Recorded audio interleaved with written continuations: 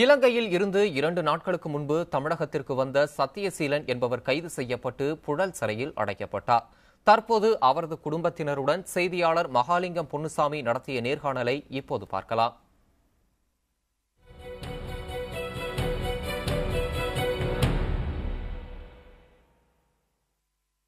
வணக்கங்கம்மா. எந்த காரணத்துக்காக நீங்க படகு எடுத்து இங்க வந்திருக்கீங்க? குடும்ப கஷ்ட காரணத்தால் தான் நான் வந்திருக்கிறேன். எனக்கு எந்த ஒரு உதவியும் இல்லை. எனக்கு அங்கே இனஞ்சனம் சொந்த பந்தம் எதுவுமே இல்லை. இருந்த அம்மா அப்பாவும் இல்லை. எனக்கு சின்ன வயசுலேயே செத்துட்டாங்க, வளர்த்தாக்களும் செத்துட்டாங்க.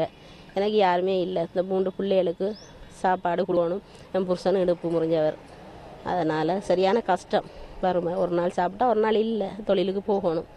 அதால் இந்த பிள்ளைகளை கொண்டு நான் கஷ்டப்பட்டு மீன் வெட்டி அந்த பணத்தை கொடுத்து தான் நான் வந்திருக்கிறேன். அதால தான் நான் வந்த கஷ்டம். எந்த காரணத்துக்காக இங்கேருந்து போனீங்க? தமிழகத்துலேருந்து எதுக்காக போனீங்க, எதுக்காக வந்தீங்க?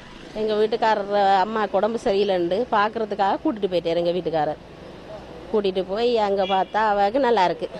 அவள் போய் சொல்லி தான் கூப்பிட்டு எடுத்துருக்குறான் எங்கள் வீட்டுக்காரரே என் பிள்ளைகளையும். அவள் சொன்னால் நான் பிள்ளைகளை பார்க்கணும், நான் சாகிற வயசாக போச்சு, கூட்டிகிட்டு வான்னு சொல்லி அவள் அழுததால் என் புருஷன் கூட்டிகிட்டு போயிட்டேன். கூட்டிகிட்டு போனால் அவள் நல்லா இருக்கா. நாங்கள் தான் ஒன்றும் வழி இல்லாமல் தெருவா பிச்சை மட்டும் எடுக்க இல்லை.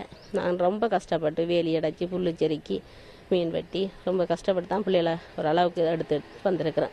குமராகாத பிள்ளைகள்லாம் 3 பிள்ளைகளும் கொண்டு போகும்போது. இல்லை, இப்போ எதற்காக நீங்கள் பாஸ்போர்ட்டில் எடுத்துகிட்டு போனீங்க? வரும்போது என்ன வறுமை, என்ன எது மாதிரியான காரணம், எப்படி போட் பிடிச்சி வந்தீங்க? அது எது மாதிரியான ஆட்கள் உதவினீங்க, எவ்வளோ செலவு பண்ணீங்க? 25,000 கொடுத்துருக்குறேன் போட்டுக்காரருக்கு. மீன் வெட்டின காசை தான் சேர்த்து வச்சு கொடுத்தேன்.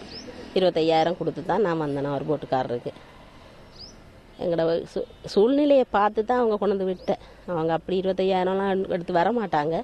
என்ன செய்கிற, இப்படி கஷ்டப்படுதல் குமர் பிள்ளைகளெல்லாம் ரோட்டா எந்த காரணத்தால் கொண்டு வந்து விட்டு போயிருக்காங்க. இப்போ நீங்கள் இந்திய அரசாங்கத்திடம் தமிழக அரசாங்கத்திடம் என்ன எதிர்பார்க்குறீங்க?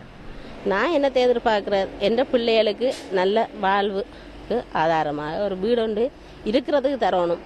என் புருஷனை ரிலீஸ் பண்ணணும். என் பிள்ளைகள் நிம்மதியாக இருக்கணும்.